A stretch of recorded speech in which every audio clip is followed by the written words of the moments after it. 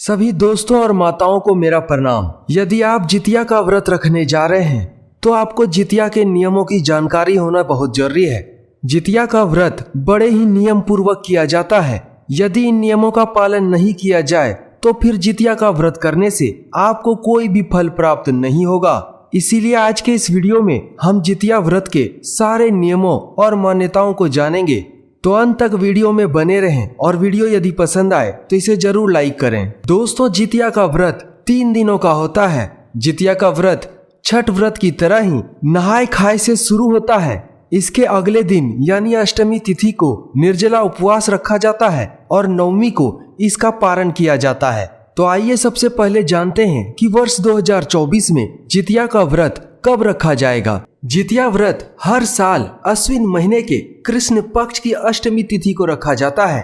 पंचांग के अनुसार वर्ष 2024 में अश्विन महीने के कृष्ण पक्ष की अष्टमी तिथि की शुरुआत 24 सितंबर की शाम 5:58 पर होगी और इसका समापन 25 सितंबर की शाम 4:57 पर होगा। ऐसे में उदया तिथि के अनुसार इस साल जितिया का व्रत 25 सितंबर को रखा जाएगा। जितिया व्रत काफी कठिन व्रत माना जाता है क्योंकि यह व्रत निर्जला रखा जाता है, यानी इसमें पानी की एक बूंद भी नहीं पी जाती है। साथ ही जितिया व्रत में कई तरह के नियमों का पालन किया जाता है। यहाँ पर हम बताना चाहेंगे कि जितिया व्रत 3 दिनों का पर्व होता है। पहला दिन नहाय खाए किया जाता है, जैसा कि इसका नाम है नहाय खाए, यानी कि इस दिन का भोजन नहाने के बाद ही किया जाता है। दूसरे दिन निर्जला व्रत रखा जाता है और तीसरे दिन इस व्रत का पारण किया जाता है। इस साल नहाय खाए 24 सितंबर को किया जाएगा। अगले दिन यानी 25 सितंबर को निर्जला व्रत रखा जाएगा और 26 सितंबर को इस व्रत का पारण किया जाएगा। तो आप लोग बिल्कुल भी कंफ्यूज ना हो और इसी तरह से आप जितिया का व्रत करें। पहले नहाय खाए, उसके बाद आपको निर्जला व्रत करना है और अगले दिन फिर इसका पारण करना है। अब हम जानते हैं जितिया व्रत से जुड़े हुए नियमों को। दोस्तों, जो कोई महिलाएं पहली बार जितिया का व्रत रख रही हैं, वो इस साल जितिया का व्रत शुरू कर सकती हैं, क्योंकि इस साल किसी भी तरह का मलमास या पंचक जितिया के दौरान नहीं पड़ रहा है। तो आप जितिया व्रत की शुरुआत इस साल कर सकती हैं। जितिया व्रत में लोग 2 तरह से उपवास रखते हैं, एक तो सूर्योदय के हिसाब से और एक अष्टमी तिथि के हिसाब से। यदि आप अष्टमी तिथि के हिसाब से रख रहे हैं तो जब से अष्टमी तिथि शुरू हो रही है तब से आपको व्रत रखना है। जो लोग सूर्योदय के हिसाब से व्रत रखेंगे वे लोग अगले दिन सूर्योदय होने के बाद से व्रत रखेंगे। जितिया व्रत में सरगी या जिसको सरगही भी कहते हैं कहीं कहीं पर, इसको खाने की परंपरा है। जो लोग अष्टमी तिथि के हिसाब से कर रहे हैं वे लोग अष्टमी के पहले सरगी खाएंगे और जो लोग सूर्योदय के हिसाब से कर रहे हैं वे सूर्योदय के पहले सरगी खाएंगे।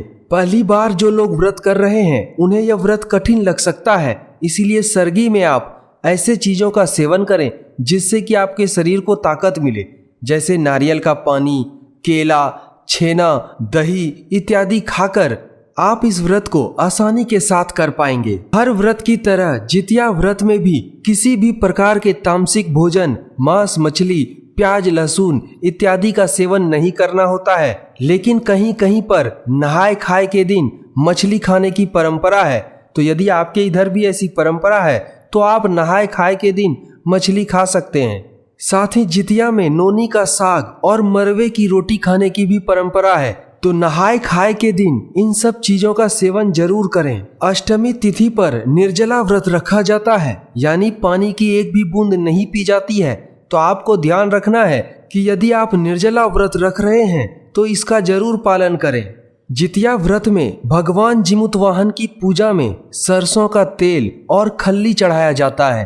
तो आपको यह ध्यान रखना है कि पूजा में इन दोनों चीजों को जरूर चढ़ाएं। बिना इनको चढ़ाए हुए पूजा पूर्ण नहीं मानी जाती है। और व्रत के पारण करने के बाद यही तेल बच्चों के सिर पर आशीर्वाद के तौर पर लगाया जाता है।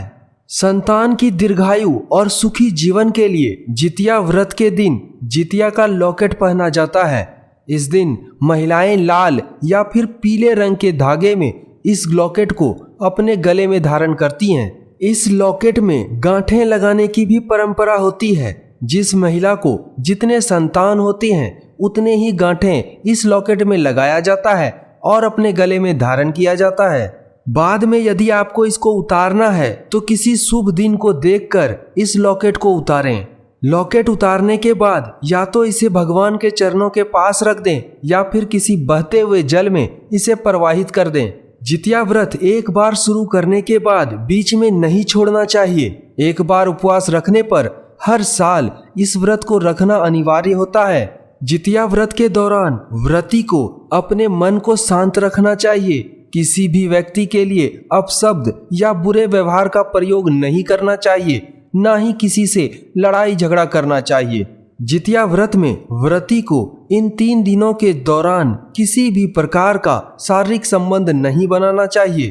दोस्तों, जितिया से जुड़े हुए ये कुछ नियम हैं जो बड़े अनिवार्य हैं और हर व्रती को जितिया व्रत के दौरान इन नियमों को जरूर मानना चाहिए। दोस्तों, यदि वीडियो पसंद आए तो वीडियो को जरूर लाइक करें और चैनल को सब्सक्राइब कर लें ताकि आपको ऐसे ही वीडियोस देखने को मिलते रहें।